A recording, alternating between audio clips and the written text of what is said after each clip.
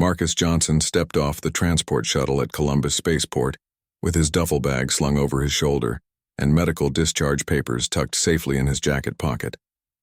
The familiar smell of Earth air hit him like a wave of memories as he walked through the terminal. After 3 long years defending the outer colonies on Kepler 442b, he was finally home.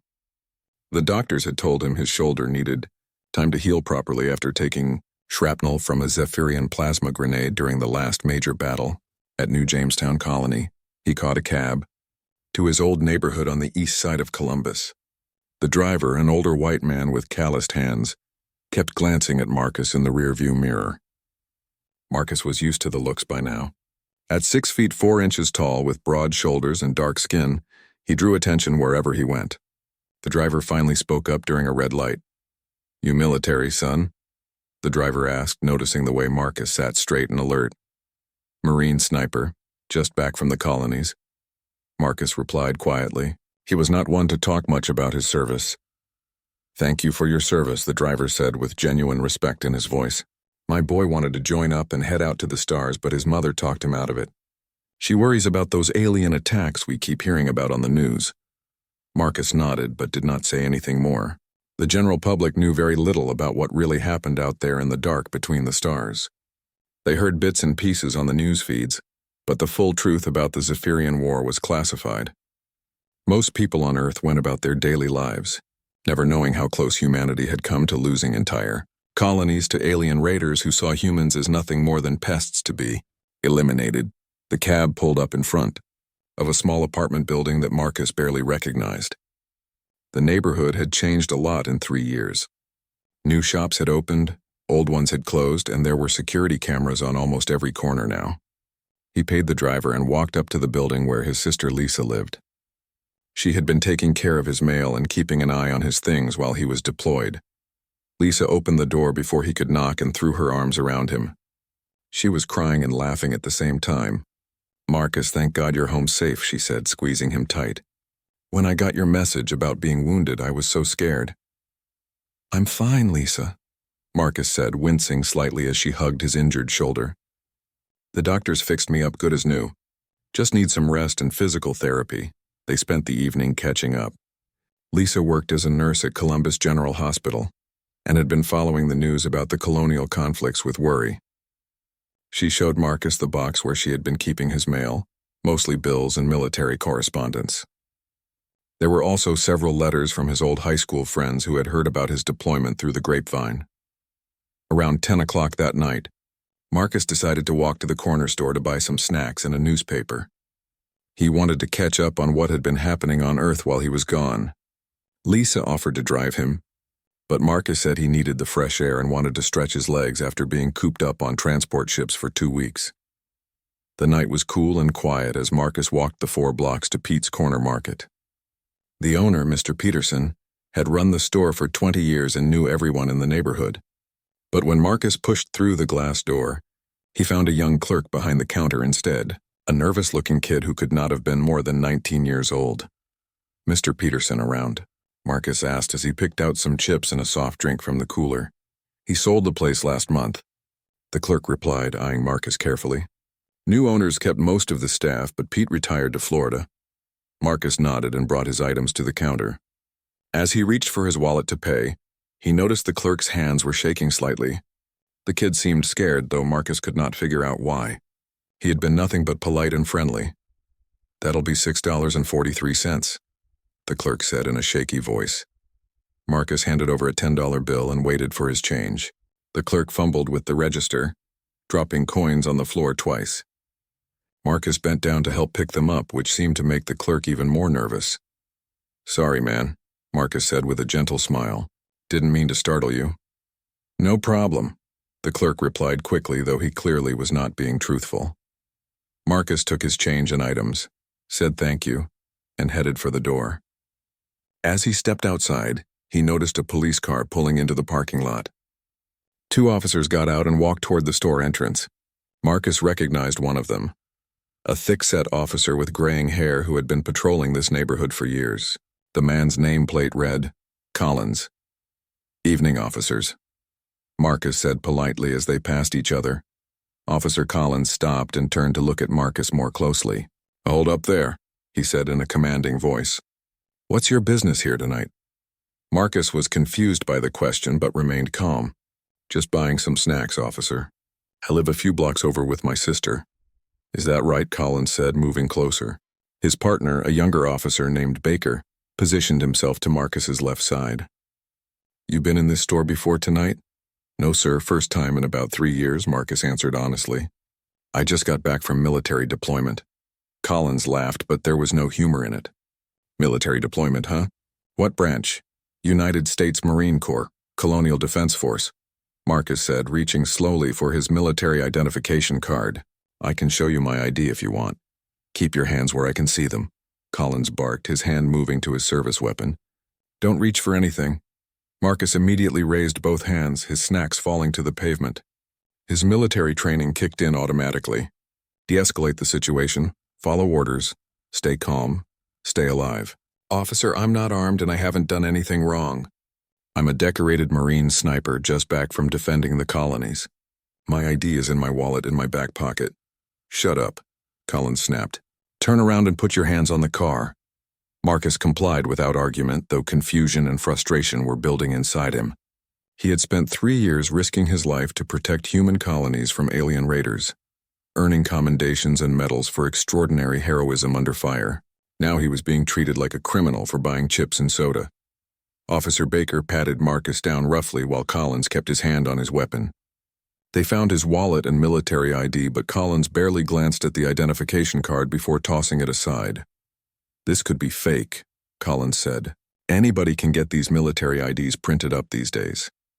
"Sir, you can verify my service record through the Colonial Defense Force database," Marcus said as calmly as he could manage.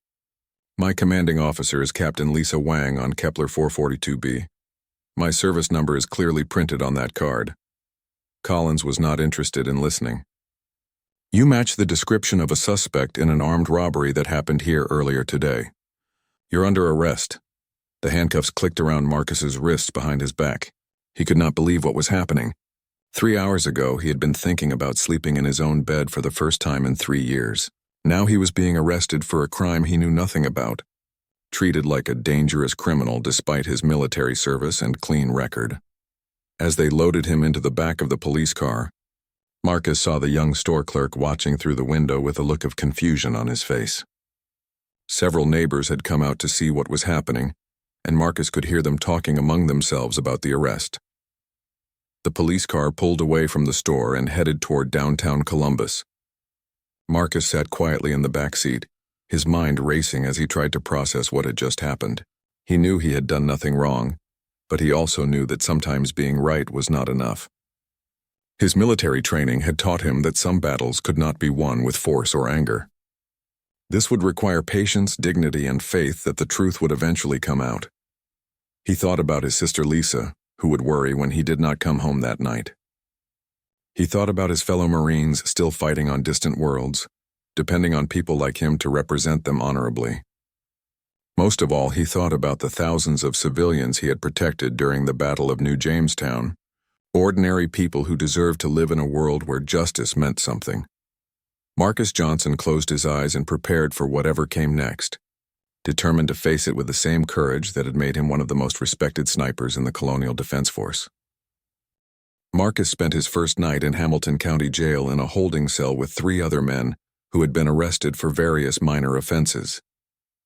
The cell was small and smelled of disinfectant and unwashed bodies. A drunk driver slept on one of the narrow benches while 2 men charged with public disturbance argued quietly about whose fault their arrest had been. Marcus sat on the floor with his back against the concrete wall, trying to process what had happened to him. When morning came, a guard called his name and led him to a small room where a tired-looking woman in a wrinkled suit was waiting with a stack of papers. She introduced herself as Janet Miller, his court-appointed public defender. She looked like she had been practicing law for about 5 minutes and had not slept in 3 days. "Mr. Johnson, I've reviewed the charges against you," she said, not looking up from her notes.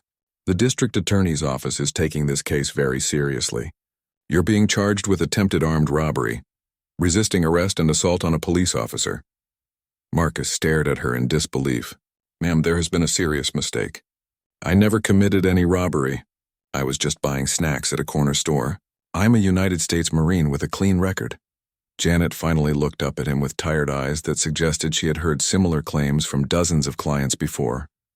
The police report says you matched the description of the robbery suspect and became aggressive when approached by officers. It also says you made threatening gestures toward Officer Collins. That's completely false, Marcus said, keeping his voice calm despite his frustration. I was completely cooperative. I told them I was military and offered to show my identification. They never even looked at my service record properly. Janet made a few notes on her legal pad but did not seem particularly interested in his version of events. Mr. Johnson, I have to be honest with you. The district attorney, Linda Martinez, is running for re-election next year. She's been very tough on crime lately, especially violent crime. The robbery that happened at that store earlier in the day involved a weapon, and the store owner was threatened. If the DA can convince a jury that you were involved, you could be looking at 15 to 20 years in prison. Marcus felt like someone had punched him in the stomach. 20 years in prison for buying chips and soda. 20 years taken away from his life because 2 police officers had decided he looked like a criminal. He thought about his sister Lisa, who was probably frantic with worry by now. He thought about his fellow Marines on Kepler 442b, who were still fighting Zephyrian raiders while he sat in a jail cell accused of crimes he never committed. What about my military service? Marcus asked. Doesn't that count for something? I've been defending human colonies for 3 years. I have commendations and medals. Janet shrugged. Military service can be helpful during sentencing if you're convicted, but it doesn't make you innocent of these charges. The jury will hear about your service, but they'll also hear testimony from 2 police officers who say you were acting suspicious and became violent when confronted. Marcus realized that his court-appointed lawyer had already decided he was probably guilty. She was going through the motions of defending him, but her heart was not in it. This was just another case filed to her, another criminal defendant who claimed to be innocent. Over the next 3 days, Marcus tried repeatedly to contact his commanding officer on Kepler 442b. The jail's communication system was outdated and could only handle basic Earth-based calls. Reaching someone on a colony world required access to quantum communication networks that were expensive and heavily regulated. Every time Marcus asked about making an interplanetary call, he was told it was not possible with his current situation. His sister Lisa visited him on the 3rd day. She had been crying and her nurse's uniform was wrinkled like she had slept in it. Marcus, I can't believe this is happening, she said through the thick glass that separated them in the visitor area. The news is saying you're some kind of dangerous criminal. People at work are asking me if I knew you were involved in robbery. Lisa, you know me better than anyone, Marcus said, pressing his palm against the glass. Have I ever been violent? Have I ever stolen anything in my life? This is all a mistake that's gotten out of control. I know, Lisa said, wiping her eyes. I've been trying to call the Marine Corps to get someone to vouch for you, but they keep transferring me to different departments. They say your service record is classified because of your colonial deployment. Marcus's heart sank. His military service was indeed classified at high levels because of the sensitive nature of the colonial war. Most of his missions against Zephyrian forces were considered state secrets. The average person on Earth was not supposed to know how bad the alien threat really was, or how close humanity had come to losing entire colonies. The local news picked up the story on the 4th day. Channel 7 ran a segment about Marcus's arrest during their evening broadcast. The reporter, a blonde woman in her 30s named Karen Phillips, stood outside the county jail and described him as a suspected armed robber who claimed to be a military veteran. The story mentioned that he had been arrested without incident after attempting to rob a local convenience store. Marcus watched the broadcast from the jail's common room, surrounded by other inmates who looked at him with a mixture of curiosity and suspicion. The news report made him sound like a dangerous criminal who had tried to use fake military credentials to escape arrest. There was no mention of his actual service record or the fact that he had never been charged with any crime in his entire life. District Attorney Linda Martinez held a press conference the next day.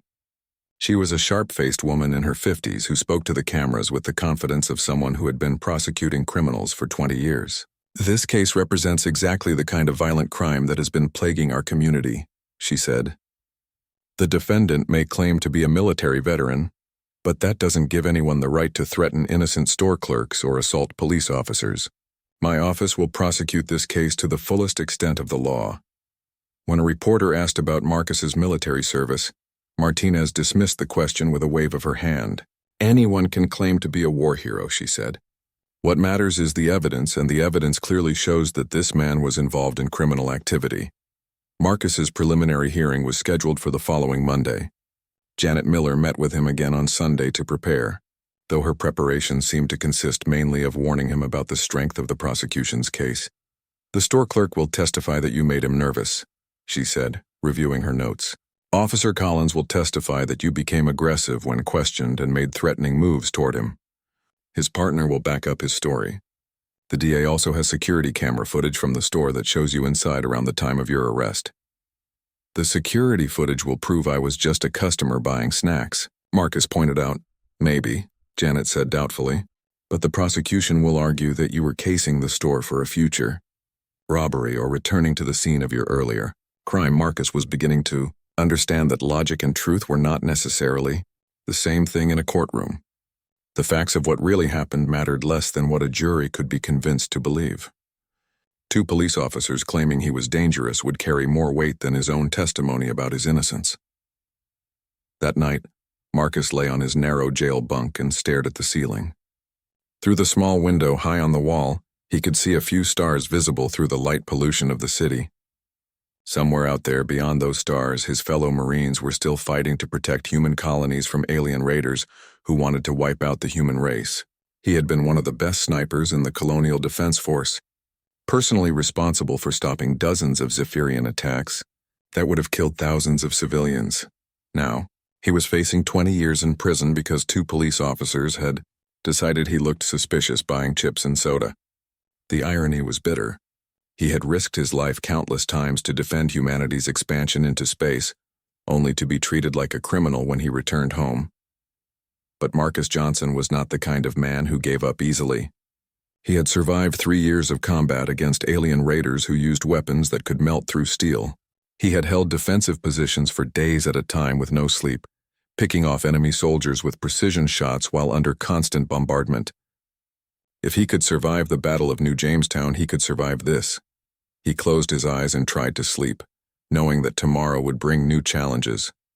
Somewhere in the back of his mind, he held on to the hope that the truth would eventually come out. He had faith in the system, even though the system seemed to have lost faith in him. Marcus did not know that halfway across the galaxy, his commanding officer, Captain Lisa Wang, had finally received word of his arrest through unofficial channels.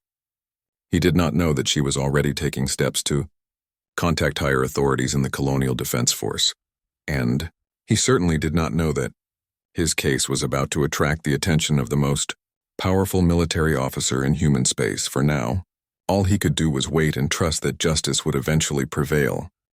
Captain Lisa Wang stood in the command center of Firebase Alpha on Kepler 442b, staring at the holographic display that showed defensive positions around New Jamestown Colony. The morning briefing had just ended, and her staff officers were discussing patrol schedules and equipment requisitions. But Lisa's mind was elsewhere. She had been trying for 2 days to reach Staff Sergeant Marcus Johnson, who should have reported to the medical facility on Earth by now. Marcus was never late for anything.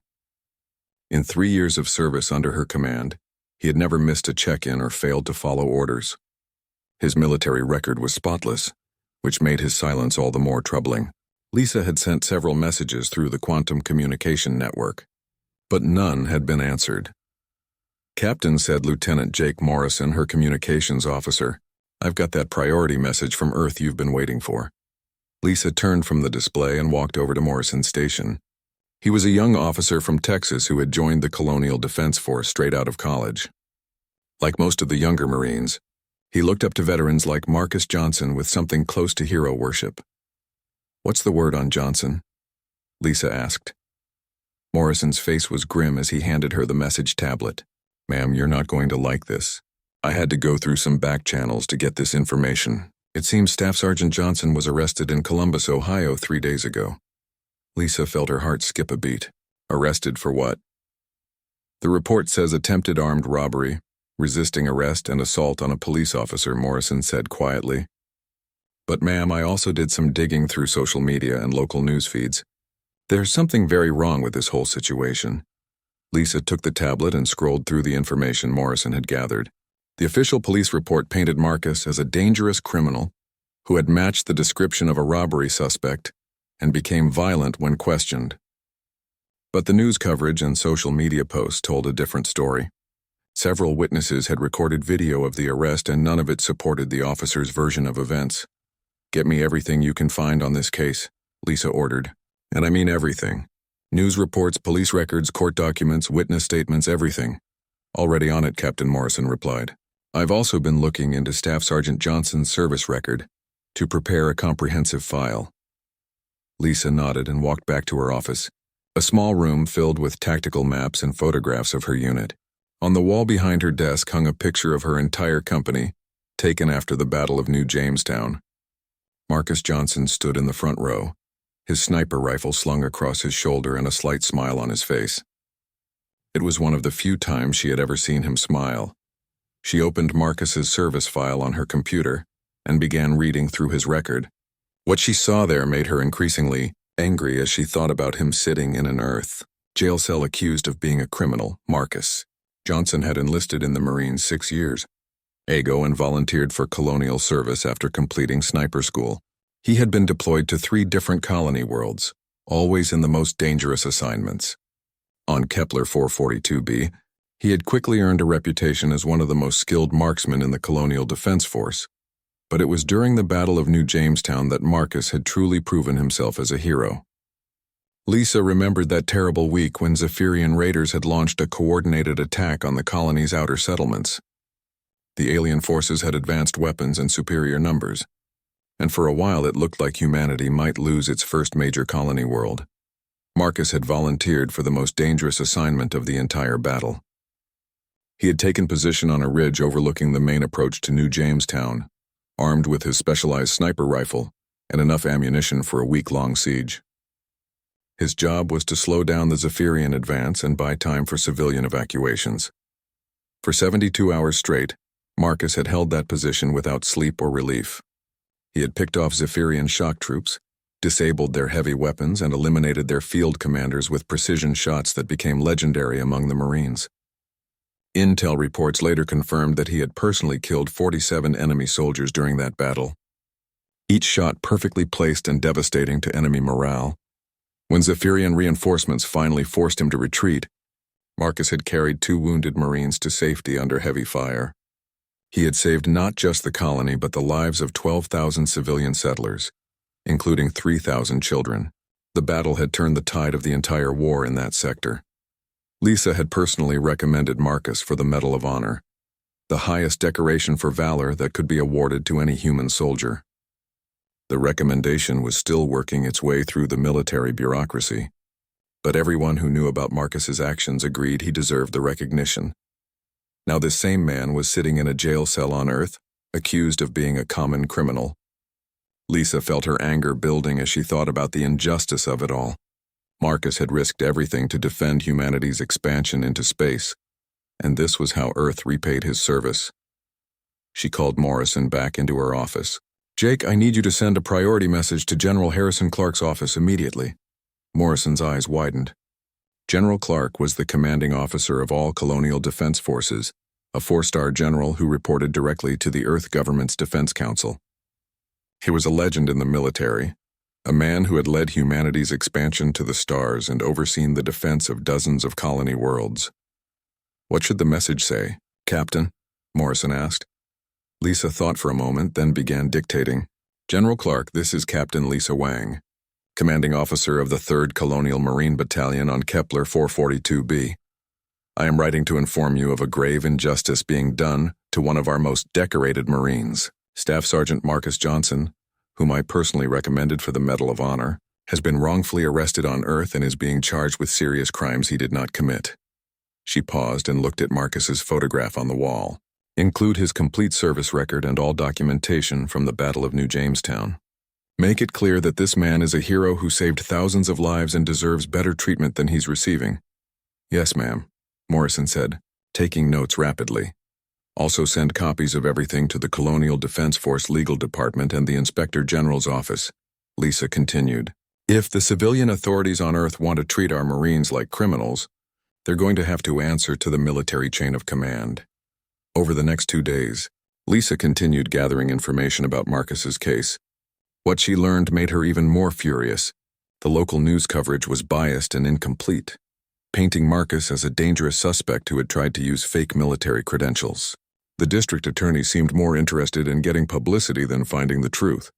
Worst of all, Marcus's court-appointed lawyer appeared to be incompetent and uninterested in mounting a real defense. The woman had made no effort to verify his military service or challenge the prosecution's version of events. She was going through the motions of defending him without actually fighting for his innocence. Lisa had served with Marcus for 3 years and knew him better than almost anyone. He was quiet, disciplined, and completely reliable. He had never shown any signs of aggression or criminal behavior. The idea that he would rob a convenience store was absurd to anyone who actually knew him. On the 3rd day after sending her message to General Clark, Lisa received a response that made her heart race with hope. The message was brief but powerful in its implications. Captain Wang, it read, I have reviewed the case of Staff Sergeant Johnson and am appalled by the treatment he has received. I am personally taking charge of this matter and will ensure that justice is done. Please compile all relevant documentation and stand by for further instructions. This kind of treatment of our combat veterans is unacceptable and will not be tolerated. The message was signed by General Harrison Clark himself, not one of his staff officers. Lisa knew that when a 4-star general took personal interest in a case like this, things were about to change dramatically. She immediately called Morrison into her office and had him begin preparing a comprehensive file on Marcus's service record. Every commendation, every mission report, every piece of documentation that showed what kind of Marine he really was. She also requested copies of all the tactical reports from the Battle of New Jamestown, including enemy casualty assessments and civilian evacuation records. By the end of the week, Lisa had assembled a file that painted a complete picture of Marcus Johnson's heroism and dedication.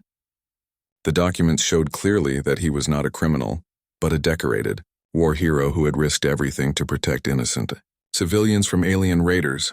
She packaged everything up and sent it directly to General Clark's office with a priority flag that ensured it would reach him within hours. Along with the official documents, she included her personal assessment of Marcus as a soldier and as a human being. General Clark, she wrote in her cover letter, Staff Sergeant Johnson is one of the finest Marines I have ever had the honor to command. His actions during the Battle of New Jamestown were nothing short of extraordinary, and his character is beyond reproach. He represents the very best of what humanity has to offer as we exp. The Hamilton County Courthouse buzzed with activity on the morning Marcus Johnson's trial was scheduled to begin. News vans lined the street outside, their satellite dishes pointing toward the sky as reporters prepared for live broadcasts. District Attorney Linda Martinez had made sure the media knew about this case, positioning it as a major victory in her fight against violent crime. Inside the courthouse, Marcus sat at the defendant's table wearing the standard orange jail uniform that marked him as an accused criminal. His court-appointed lawyer, Janet Miller, shuffled through a thin stack of papers that represented her preparation for the trial. She looked nervous and unprepared, occasionally glancing at Marcus as if she were not quite sure what to do with him. The courtroom filled slowly with potential jurors, reporters, and curious spectators. Marcus noticed that most of the people avoided making eye contact with him, as if his orange uniform automatically made him dangerous. He sat quietly with his hands folded, maintaining the same calm discipline that had made him one of the best snipers in the Colonial Defense Force. Judge Patricia Adams entered the courtroom at exactly 9 o'clock, a stern-looking woman in her 60s who had been presiding over criminal cases for 20 years. She had a reputation for running an efficient courtroom and had little patience for lawyers who came unprepared or defendants who disrupted proceedings. The case of the state of Ohio versus Marcus Johnson, Judge Adams announced as she settled into her chair behind the bench. The defendant is charged with attempted armed robbery, resisting arrest, and assault on a police officer. Jury selection took most of the morning. The prosecution and defense questioned potential jurors about their attitudes toward crime. their opinions about police officers, and whether they could judge the case fairly based on evidence rather than prejudice. Marcus watched the process with growing concern as he realized how many people seemed to have already made up their minds about his guilt. One potential juror, an older white man who worked as a bank manager, was dismissed after he stated that anyone arrested by police was probably guilty of something. A young woman who worked as a social worker was dismissed by the prosecution after she expressed skepticism about police testimony. By the end of the selection process, the jury consisted of 8 whites and 4 minorities, mostly middle-aged people who claimed they could judge the case fairly. District Attorney Martinez made her opening statement with the confidence of someone who believed she had an airtight case. She was an attractive woman in her 50s with sharp features and a voice that carried authority. She had built her political career on being tough on crime. And this case was exactly the kind of high-profile prosecution that helped win elections. "Ladies and gentlemen of the jury," Martinez began, "the evidence will show that the defendant, Marcus Johnson, attempted to commit armed robbery at Pete's Corner Market on the night of September 3rd. When confronted by police officers who were investigating the crime, he became aggressive and violent, forcing the officers to arrest him for the safety of the community." Martinez walked back and forth in front of the jury box as she spoke, making eye contact with each juror. "The defendant will try to convince you that he is some kind of war hero who was wrongfully arrested. But being a veteran, even if that claim is true, does not give anyone the right to commit crimes or assault police officers." She pointed at Marcus as she continued. "The evidence will show that the defendant matched the description of the robbery suspect, that he was acting suspiciously when questioned, and that he made threatening gestures toward the arresting officers. The prosecution will present testimony from 2 experienced police officers and a store clerk who will tell you exactly what happened that night." When Martinez finished her opening statement, it was Janet Miller's turn to address the jury. Marcus's court-appointed lawyer stood up slowly, looking like she would rather be anywhere else in the world. Her opening statement was brief and unconvincing. "Ladies and gentlemen," Miller said, barely making eye contact with the jurors, "my client, Marcus Johnson, is innocent of these charges. He was simply buying snacks at a convenience store when he was mistakenly arrested by police officers who jumped to conclusions. The prosecution has no real evidence that Mr. Johnson committed any crime." Miller sat down after less than 3 minutes, leaving Marcus with the sinking feeling that his defense was doomed before it even began. He could see from the jurors' faces that Martinez's confident presentation had made a much stronger impression than his lawyer's weak attempt at defending him. The prosecution began presenting its case by calling Officer Pete Collins to the witness stand. Collins was a thick-set man in his late 40s who had been with the Columbus Police Department for 18 years. He walked to the witness stand with the swagger of someone who was used to having his word taken as absolute truth in criminal proceedings. Under Martinez's questioning, Collins described the events of September 3rd in detail. According to his testimony, he and his partner had been called to Pete's Corner Market to follow up on an armed robbery that had occurred earlier that day. When they arrived, they observed Marcus Johnson acting suspiciously outside the store. The defendant was a large, intimidating individual who fit the description we had been given of the robbery suspect, Collins testified. When we approached him for questioning, he became evasive and aggressive. Collins claimed that Marcus had refused to cooperate with their investigation and had made threatening gestures when asked to show identification. The defendant reached toward his back pocket in a rapid, threatening manner, Collins said. Given his size and aggressive demeanor, I feared for my safety and the safety of my partner. Under cross-examination, Janet Miller made a half-hearted attempt to challenge Collins' testimony. She asked him about Marcus's military identification and whether he had attempted to verify his service record. Collins dismissed these questions with the confidence of someone who knew the jury was on his side. Anyone can get fake military ID these days, Collins said. My job is to protect the public from dangerous individuals, not to verify every story I hear from suspects. Officer Baker, Collins's partner, testified next and supported his version of events. Baker was younger and less experienced, but he backed up Collins's claims about Marcus's suspicious behavior and aggressive attitude. Under Miller's weak cross-examination, Baker admitted that he had not actually seen Marcus make any threatening gestures, but he supported his partner's assessment of the situation. The store clerk, a 19-year-old named Kevin Price, was the prosecution's final witness. Price was nervous and seemed uncomfortable testifying, but Martinez guided him through his testimony with skill. According to Price, Marcus had made him feel uneasy during his visit to the store. He was really big and intimidating, Price testified. He kept looking around the store like he was checking things out, and when he dropped some change, he moved really fast to pick it up. It made me nervous. Miller's cross-examination of Price revealed that Marcus had been polite and had not said or done anything actually threatening. Price admitted that Marcus had thanked him and had been courteous throughout the transaction. But the damage was done. The prosecution had painted a picture of Marcus as a dangerous individual who had frightened a young store clerk. When the prosecution rested its case, Judge Adams called a recess for lunch. Marcus sat in the holding cell behind the courtroom, eating a sandwich and trying to process what had just happened. 3 police officers and a store clerk had just testified that he was a dangerous criminal who had threatened them and acted suspiciously. The worst part was that Marcus could see how convincing their testimony had been to the jury. Collins was an experienced police officer with 18 years on the force. Baker and Price had supported the basic elements of the prosecution's case. The jury had no reason to doubt their word, especially since Marcus's own lawyer seemed to have given up before the trial even started. Marcus thought about his fellow Marines still fighting on Kepler 442B and the thousands of civilians he had protected during the Battle of New Jamestown. Those people were counting on soldiers like him to represent humanity with honor and courage. Now he was sitting in a jail cell, branded as a criminal by his own government. When court resumed after lunch, Janet Miller called Marcus to testify in his own defense. Marcus walked to the witness stand with the same calm dignity he had maintained throughout his ordeal.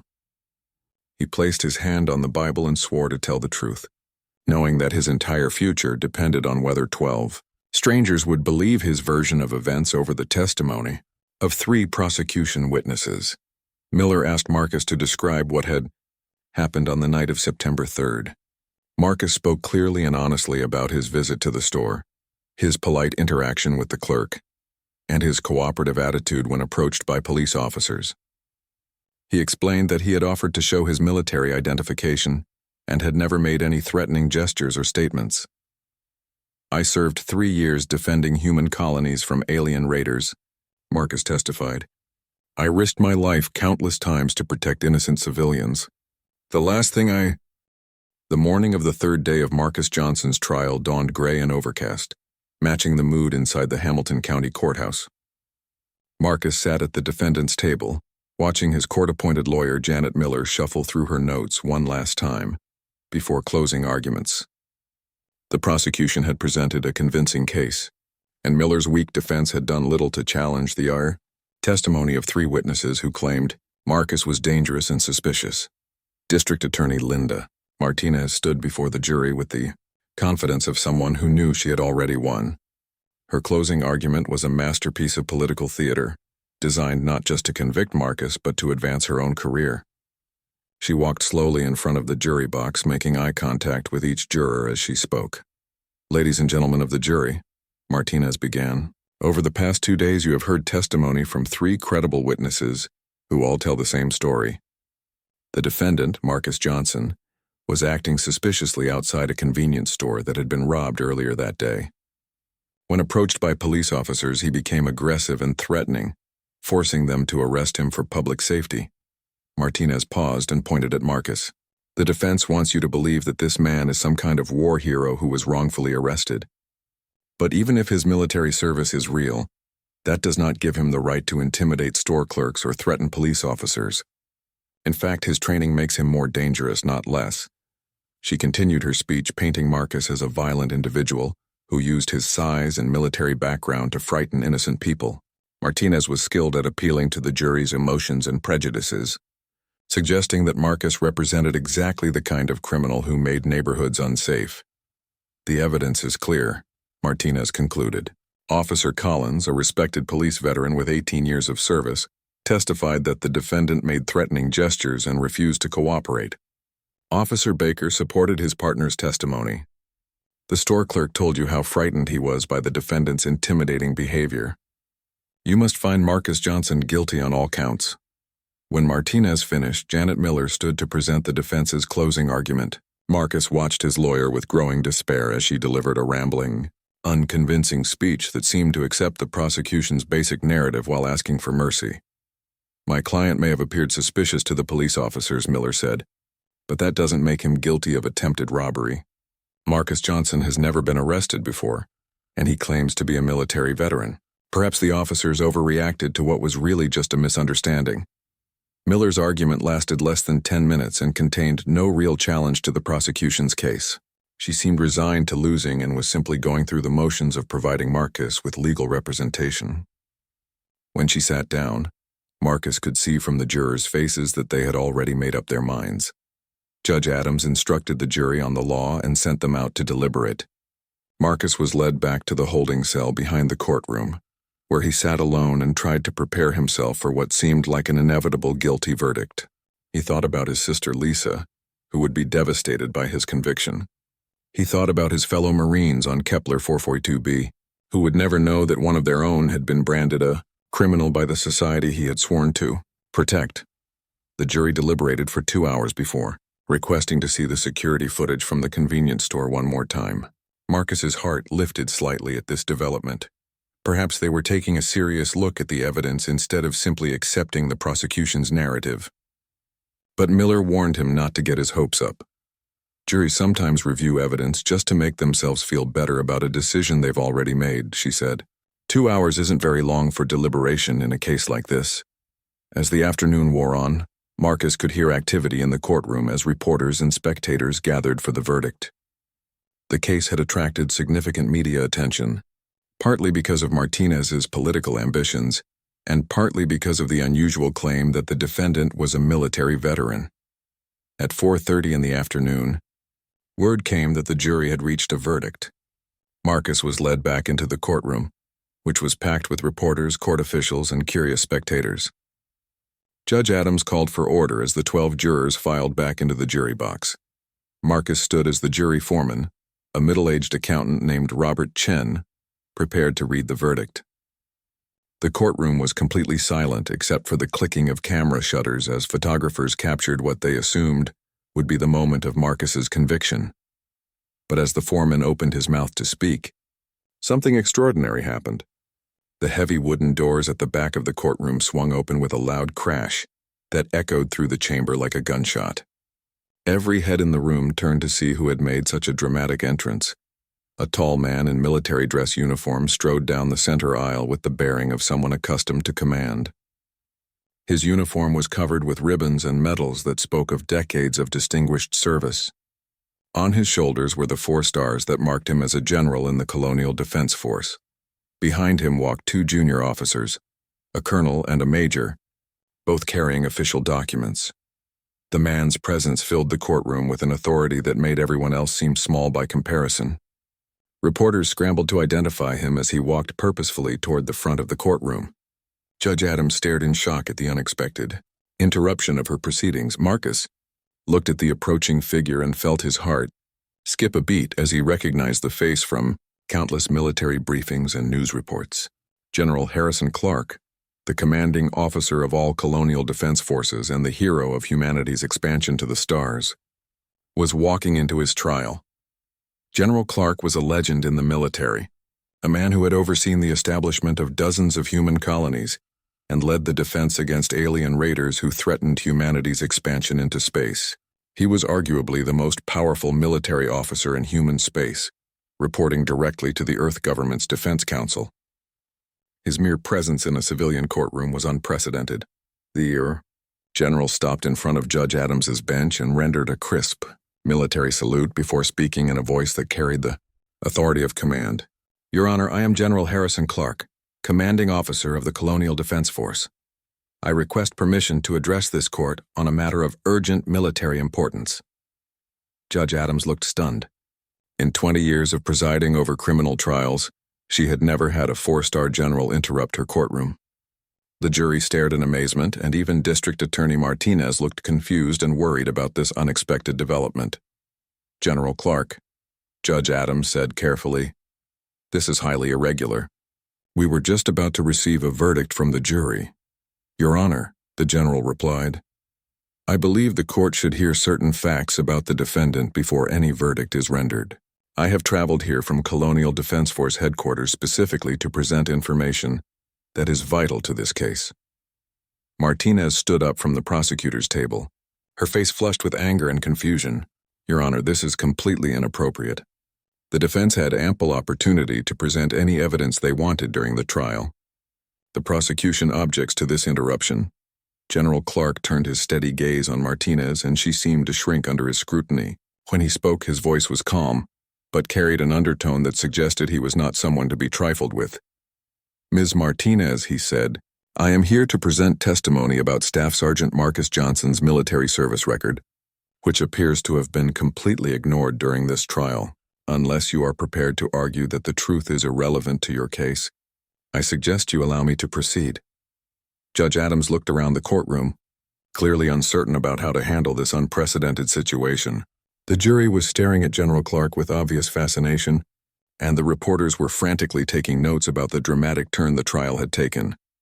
"General Clark," the judge said finally, "while I appreciate your interest in this case, we have strict procedures that govern how evidence is presented in criminal trials." The general nodded respectfully but did not back down. "Your Honor, I understand your concerns about procedure, but this court is about to render judgment on a man whose true character and service record have been completely misrepresented. Staff Sergeant Johnson is not a criminal. He is one of the most decorated soldiers in the Colonial Defense Force and a genuine American hero." Marcus sat in stunned silence as the most powerful military officer in human space defended his character in front of a packed courtroom. For the first time since his arrest, he felt a spark of hope that someone in authority actually knew the truth about who he was and what he had done in service to his country. General Clark reached into his uniform jacket and pulled out a thick folder filled with official documents. "Your Honor, I have here Staff Sergeant Johnson's complete service record, including classified mission reports that detail his extraordinary heroism during the Battle of New Jamestown. This man personally saved the lives of 12,000 civilian colonists, including 3,000 children." The courtroom erupted in whispers as the implications of the Judge Patricia Adams called for a brief recess to consider how to handle the unprecedented situation of a four-star general requesting to testify in the middle of a criminal trial. The courtroom buzzed with excitement as reporters frantically called their editors and spectators whispered about the dramatic turn of events. District Attorney Linda Martinez huddled with her assistants, clearly caught off guard by General Clark's appearance.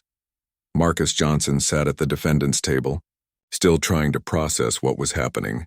For days he had felt abandoned by the system he had served faithfully, treated like a common criminal despite his years of distinguished military service. Now the most powerful military officer in human space was standing in a civilian courtroom, defending his character and reputation. When court resumed 15 minutes later, Judge Adams had made her decision. "General Clark," she said, "while this is highly unusual, the court recognizes the potential significance of the information you wish to present. I will allow you to testify, but only regarding the defendant's military service record and character." General Clark nodded respectfully and walked to the witness stand. At 62 years old, he carried himself with the dignity of someone who had devoted his entire adult life to defending humanity's expansion into space. His uniform bore the ribbons and medals of campaigns on a dozen different worlds, and his presence commanded the attention of everyone in the courtroom. The court clerk swore him in, and General Clark placed his hand on the Bible with the same solemnity he had shown at countless military ceremonies. When he took his seat in the witness chair, the packed courtroom fell completely silent. General Clark, Judge Adams said, "Please state your name and position for the record." "I am General Harrison Clark, Commanding Officer of the Colonial Defense Force and Military Advisor to the Earth Government's Defense Council," he replied in a clear, strong voice. "I have served in the military for 38 years, including combat deployments on 15 different colony worlds." Judge Adams nodded and gestured for him to continue. "Please tell the court about your knowledge of the defendant, Marcus Johnson." General Clark turned slightly in his chair to look directly at Marcus. and for a moment his stern expression softened with what looked like paternal pride. Staff Sergeant Marcus Johnson has served under my overall command for 3 years as part of the 3rd Colonial Marine Battalion on Kepler 442B. He is one of the most outstanding soldiers I have encountered in nearly 4 decades of military service. The general opened the folder he had brought with him and began reading from Marcus's service record. Staff Sergeant Johnson enlisted in the Marine Corps 6 years ago and volunteered for colonial defense duty after completing advanced sniper training. He has served on 3 different colony worlds, always in the most dangerous assignments where his skills were needed most. General Clark looked up from the documents and addressed the jury directly. Ladies and gentlemen, most people on Earth have no idea what our Marines face when they deploy to the outer colonies. They are defending human settlements against alien raiders who use advanced weapons and show no mercy to civilian populations. These are not police actions or peacekeeping missions. They are life and death battles for the survival of human civilization in space. District Attorney Martinez started to object to what she considered irrelevant testimony, but Judge Adams gestured for her to remain silent. The judge was clearly as fascinated as everyone else by General Clark's account of the colonial wars. On Kepler 442B, the general continued, Staff Sergeant Johnson distinguished himself in dozens of combat operations against Zephyrian raiding forces.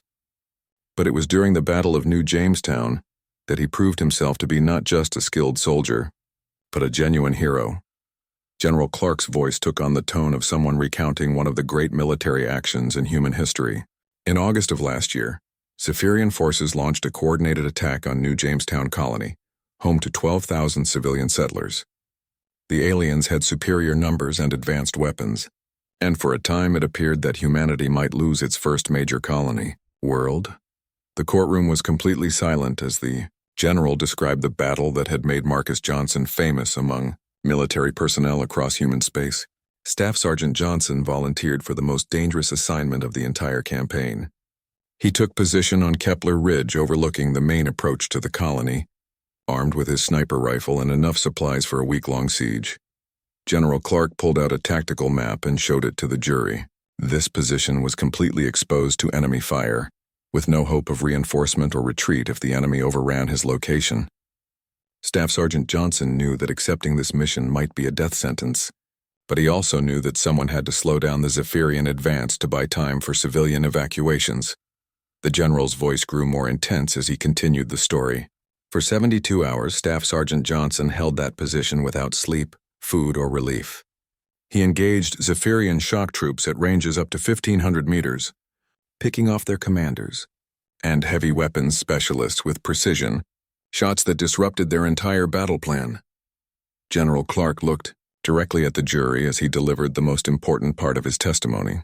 Intelligence reports confirmed after the battle that Staff Sergeant Johnson personally eliminated 47 enemy combatants during those 3 days. Each shot was perfectly placed and devastatingly effective against enemy morale. When Zephyrian reinforcements finally forced him to retreat, he carried 2 wounded Marines to safety under heavy fire. The general closed the folder and leaned forward in his chair. Staff Sergeant Johnson's actions during the Battle of New Jamestown saved the lives of 12,000 civilian colonists, including 3,000 children. Without his heroism, New Jamestown Colony would have been destroyed and every human settler would have been killed. General Clark stood up from the witness chair and walked over to where Marcus sat at the defendant's table. The packed courtroom watched in amazement, as the most powerful military officer in human space rendered a full military salute to the man who had been branded a criminal by the local justice system. Staff Sergeant Johnson, the general said in a voice that carried throughout the courtroom, you represent the very best of what humanity has to offer as we expand into the stars. Your courage, skill, and dedication to protecting innocent civilians embody the finest traditions of military service. The general turned back to face Judge Adams and the jury. This man is not a criminal, he said with quiet intensity. He is a decorated war hero who has risked his life countless times to defend human civilization. The fact that he sits here in handcuffs, accused of petty crimes by people who have never faced a fraction of the dangers he has endured, is a travesty of justice. General Clark returned to the witness stand and continued his testimony about Marcus's character and military record. He read from commendation letters written by superior officers who had served with Marcus in combat. He described training exercises where Marcus had demonstrated not just exceptional skill as a marksman, but remarkable judgment and leadership under pressure. Staff Sergeant Johnson has been recommended for the Medal of Honor, the highest decoration for valor that can be awarded to any American soldier. The general testified. The recommendation is currently working its way through the approval process. But everyone who knows about his actions agrees that he deserves this recognition. When Judge Adams asked if the prosecution had any questions for General Clark, District Attorney Martinez stood up slowly. She looked like someone who had just realized that her high-profile case was about to collapse in spectacular fashion. General Clark, Martinez said carefully, while we appreciate Staff Sergeant Johnson's military service, that service does not make him immune from civilian law enforcement. The general's eyes flashed with something that might have been anger, though his voice remained calm and professional.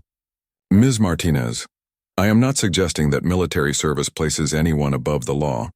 I am testifying that the man you have accused of being a dangerous criminal is actually one of the most honorable and disciplined soldiers I have ever commanded.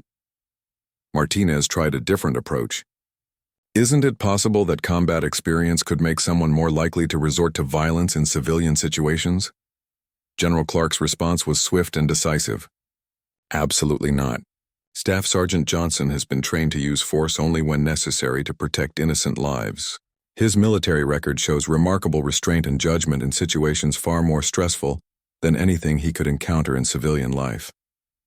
The general leaned forward and addressed Martinez directly. Ms. Martinez, this man has faced alien raiders armed with plasma weapons who wanted to exterminate every human in the galaxy.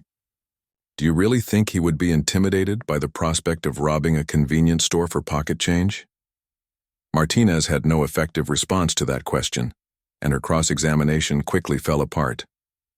When General Clark finished his testimony, the entire atmosphere in the courtroom had changed. The jury looked at Marcus with new respect, and even some of the reporters were shaking their heads as the injustal's words sank in. When court resumed after the recess, the atmosphere in the Hamilton County Courthouse had completely changed. The jury looked at Marcus Johnson with new understanding, and the packed gallery of reporters and spectators whispered among themselves about the extraordinary testimony they had just heard. District Attorney Linda Martinez sat at the prosecution table looking pale and defeated, finally understanding the magnitude of her mistake. General Harrison Clark remained in the courtroom as Judge Patricia Adams struggled to decide how to proceed with a trial that had just been turned upside down by the revelation that the defendant was a genuine war hero rather than a common criminal. Your Honor, said Colonel Robert Price, one of the junior officers who had accompanied General Clark, I have additional documentation that may be relevant to these proceedings. Judge Adams nodded for him to approach the bench. Colonel Price handed her a thick folder containing classified military reports that had been declassified specifically for this trial. As the judge reviewed the documents, her expression grew more troubled with each page she read. Ms. Martinez, Judge Adams said finally, I am going to ask you a direct question, and I expect a direct answer. After hearing General Clark's testimony about Staff Sergeant Johnson's military record, do you still believe this prosecution should continue? Martinez stood slowly, clearly understanding that her political career was about to suffer serious damage regardless of how she answered. She had built her reputation on being tough on crime, but continuing to prosecute a decorated war hero would make her look foolish and vindictive. Your Honor, Martinez said carefully, the prosecution has always been guided by the evidence in this case. If new evidence has come to light that changes our understanding of the defendant's character and background, we must take that into account. Judge Adams was not satisfied with that evasive answer. Ms. Martinez, I am asking whether you believe the people of Hamilton County are well served by using taxpayer money to prosecute a man who has been personally commended by the commanding officer of all Colonial Defense Forces. Martinez looked around the courtroom, seeing the hostile faces of reporters who were already composing stories about the prosecutor who had tried to jail a war hero. She could practically hear her political opponents writing campaign advertisements about her poor judgment and rush to prosecute without investigating the facts. Your Honor, Martinez said finally, In light of the testimony we have heard today, the prosecution moves to dismiss all charges against Staff Sergeant Johnson. The courtroom erupted in applause and cheers from spectators who had been caught up in the drama of Marcus's vindication. Judge Adams called for order, but even she looked relieved that the embarrassing prosecution was finally coming to an end. Staff Sergeant Johnson, Judge Adams said, addressing Marcus directly, "Please stand." Marcus rose from the defendant's table, still wearing the orange jail uniform that had marked him as a criminal for the past week. Judge Adams looked at him with an expression that mixed regret with respect for what he had endured. "Staff Sergeant Johnson," the judge said, "all charges against you are hereby dismissed. On behalf of the Hamilton County court system, I want to apologize for the treatment you have received. You deserve much better from the society you have served so honorably." The applause grew louder as the bailiff removed Marcus's handcuffs for the final time. Marcus rubbed his wrists and looked around the courtroom, still trying to process the sudden change in his circumstances. A week ago, he had been a free man returning home from military service. Now he was free again, but the experience had changed him in ways he was still discovering. General Clark stood and walked over to Marcus, extending his hand in congratulation. "Staff Sergeant Johnson," he said, "you have conducted yourself with remarkable dignity throughout this ordeal. You have represented the Marine Corps and the Colonial Defense Force with honor." Marcus shook the general's hand and tried to find words adequate to express his gratitude. "Thank you, sir," he said simply. "I never expected someone of your rank to take personal interest in my case." "Staff Sergeant," the general replied, "when one of our finest Marines is treated unjustly, it becomes a matter of concern for the entire military command structure. No one who has served with the distinction you have shown should ever face this kind of treatment." General Clark then did something that surprised everyone in the courtroom, including Marcus himself. The four-star general, in front of the packed gallery of reporters and cameras, formally apologized to Marcus on behalf of the entire military and civilian government. "Staff Sergeant Johnson," he said in a voice that carried throughout the courtroom, "on behalf of the Colonial Defense Force, the Earth government, and every human life you have saved in your service to our species, I apologize. This should never have happened. You deserve protection and support from the society you fought to defend, not persecution and false accusations." The general's apology was unprecedented. Never before had such a high-ranking military officer made such a public statement about the treatment of a subordinate. The moment was captured by dozens of cameras and would be broadcast across Earth and transmitted to every human colony in space. "Furthermore," General Clark continued, "I am here to inform you in this court that you will receive the Medal of Honor for your actions during the Battle of New Jamestown. The ceremony will take place at the White House next month, with full military honors." The courtroom erupted again as reporters realized they were witnessing not just the vindication of a wrongly accused man, but the recognition of genuine heroism that most people had never heard about. Marcus felt tears forming in his eyes as the magnitude of the moment sank in. Judge Adams called for order one final time. "Staff Sergeant Johnson," she said, "you are free to go. Again, please accept my apologies for what you have endured." As Marcus prepared to leave the courtroom, Officer Pete Collins, who had arrested him a week earlier, approached with his partner, Officer Baker. Both men looked uncomfortable and ashamed as they faced the war hero they had treated like a common criminal. "Staff Sergeant Johnson," Collins said quietly, "I want to apologize for my actions. I should have listened to you and verified your military service before making assumptions. There's no excuse for the way I handled the situation." Marcus looked at the two police officers and saw genuine remorse in their faces. His military training had taught him that holding grudges was counterproductive, and that people could learn from their mistakes if given the opportunity. "Officers," Marcus said calmly, "I accept your apology. I hope this experience will help you approach similar situations differently in the future." Collins nodded gratefully. "Staff Sergeant, you've shown more class in this situation than I think I would have. I'm going to make sure this kind of thing doesn't happen again on my watch." As Marcus left the courthouse, he was surrounded by reporters asking for interviews and statements about his ordeal. He kept his responses brief and dignified, emphasizing that he wanted the focus to be on moving forward rather than seeking revenge or dwelling on past mistakes. "I don't want this to be about anger or blame," Marcus told the gathered media. "I want it to be about learning and doing better. We're representing humanity among the stars now, and we need to make sure we're worthy of that responsibility." General Clark held his own press conference outside the courthouse, using the opportunity to educate the public about the reality of the colonial wars and the sacrifices made by military personnel defending human settlements in space. The general's presence and Marcus's story had transformed what started as a routine criminal case into a national conversation about justice, heroism, and the values humanity should uphold as it expanded across the galaxy. Marcus's sister Lisa was waiting for him outside the courthouse, tears streaming down her face as she embraced her brother. "I knew you were innocent," she said. "I never stopped believing in you." "I know," Marcus replied, holding her tight. "Thank you for standing by me." As they walked away from the courthouse together, Marcus reflected on what he had learned during his week as a prisoner in his own country. The experience had been painful and unjust, but it had also revealed something important about human nature and the society he had sworn to protect. People could make terrible mistakes based on prejudice and fear, but they could also rise to extraordinary heights when confronted with truth and challenged to do better. General Clark's intervention had not just saved Marcus from wrongful conviction. It had created an opportunity for education, growth, and positive change that would extend far beyond one courthouse in Columbus, Ohio. 3 months after his trial ended, Marcus Johnson stood in the East Room of the White House wearing his dress blue Marine uniform with all his military decorations properly displayed. The room was filled with government officials, military officers, and members of Marcus's family who had traveled from around the country to witness this historic moment. President Sarah Williams stepped forward to place the Medal of Honor around Marcus's neck, the highest decoration for valor that could be awarded to any American soldier.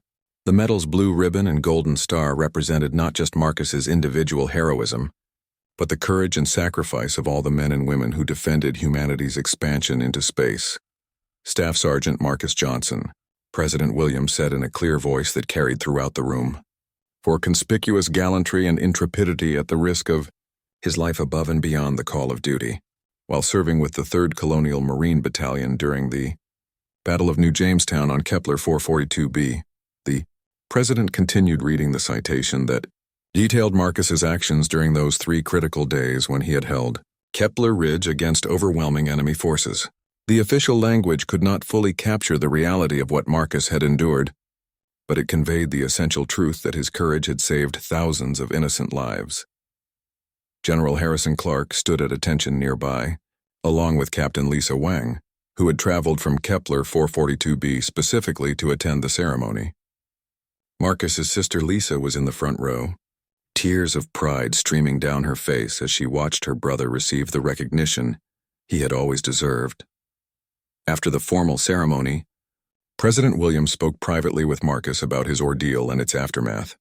"Staff Sergeant Johnson," she said, "your experience in Columbus was a national embarrassment, but your response to that injustice has been truly inspiring. You've shown the entire country what it means to represent our values with dignity and grace." Marcus had spent the 3 months since his trial traveling around the country, speaking to police departments, legal organizations, and community groups about his experience. He had turned what could have been a bitter and divisive incident into an opportunity for education and positive change. The story of his wrongful arrest and dramatic vindication had spread across Earth and transmitted to every human colony in space. On worlds like Kepler 442b, New Geneva, and Proxima Station, colonists who faced daily threats from alien raiders read about Marcus's experience and drew inspiration from his example of quiet dignity under pressure. More importantly, his case had sparked meaningful reforms in police training and prosecutorial practices. The Columbus Police Department had implemented new procedures for verifying military service and investigating claims of veteran status. District Attorney Linda Martinez, who had lost her re-election bid partly because of her handling of Marcus's case, had been replaced by a prosecutor who emphasized investigation over publicity. Officer Pete Collins had requested a transfer to a different department and had enrolled in sensitivity training programs designed to help police officers avoid the kind of prejudicial thinking that had led to Marcus's arrest. He had also become an advocate for better communication between civilian law enforcement and military personnel. The most remarkable thing about this whole experience, Marcus told a reporter from Colonial Defense Force News, is how many people stepped forward to do the right thing once they learned the truth. General Clark could have stayed in his office and let the civilian courts handle the situation, but he chose to get involved. Judge Adams could have ignored new evidence, but she listened with an open mind. Even Officer Collins apologized and committed to doing better. Marcus had been promoted to gunnery sergeant and offered his choice of assignments within the Colonial Defense Force. He chose to return to Cape Lartordeb, where his fellow Marines welcomed him back as a conquering hero. His experience on Earth had made him something of a celebrity within military circles, but he remained focused on his duties as a sniper and squad leader. Captain Wang, who had been promoted to major partly because of her role in bringing Marcus's case to General Clark's attention, continued to serve as his commanding officer. She had watched Marcus handle his ordeal with remarkable maturity and grace, never showing bitterness or seeking revenge against those who had wronged him. Gunnery Sergeant Johnson represents everything we hope to achieve as human beings expand into space. Major Wang told the assembled crowd at his welcome-back ceremony on Kepler 442b. He showed courage in battle against alien enemies, and he showed equal courage when facing injustice from his own people. He is exactly the kind of person we want representing humanity among the stars. Marcus used his newfound fame to establish the Veterans Justice Foundation, a non-profit organization dedicated to helping military personnel navigate civilian legal systems and ensuring that their service records were properly considered during any legal proceedings. The foundation received funding from private donors and government grants, allowing it to provide legal assistance to veterans across human space. The foundation's first major success came when they helped a Navy veteran on New Geneva who had been falsely accused of assault by local authorities who failed to verify his distinguished service record. The case was resolved quickly once the foundation presented documentation of the veteran's heroic actions during the defense of Titan Station. Marcus also began working with military recruiters to help young people understand what service in the Colonial Defense Force really meant. His speeches to high school and college students emphasized not just the adventure and honor of military service, but the responsibility that came with representing humanity among the stars. When you put on the uniform of the Colonial Defense Force, Marcus would tell potential recruits, you're not just serving your country or even your planet. You're representing the entire human species to the galaxy. That's a responsibility we should never take lightly. His story became part of the curriculum at military academies and training centers throughout human space. Cadets studied not just his tactical skills during the Battle of New Jamestown, but his behavior during his wrongful imprisonment and trial. Military leaders wanted future officers to understand that true strength sometimes